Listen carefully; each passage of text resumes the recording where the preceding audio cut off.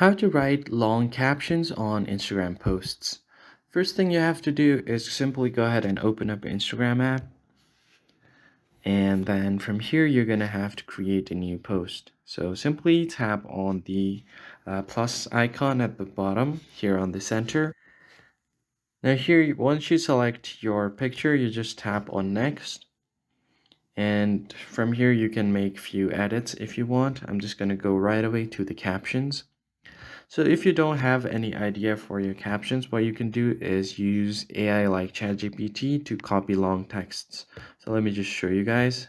If I just go ahead and open up ChatGPT and give it a prompt, something like, give me a long caption for Instagram post, and hit enter. So here I've given this prompt right here. What I'm going to do now is tap on this copy option right here to copy to my clipboard. And I'm going to go back to my Instagram. Now here where we write caption, I'm just going to post it right here. So let me just remove this and then this right here.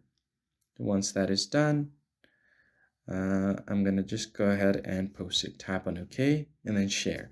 Now you've successfully written a long caption for Instagram post. That's it for this video, guys. I hope it was helpful. I'll catch you guys on the next one.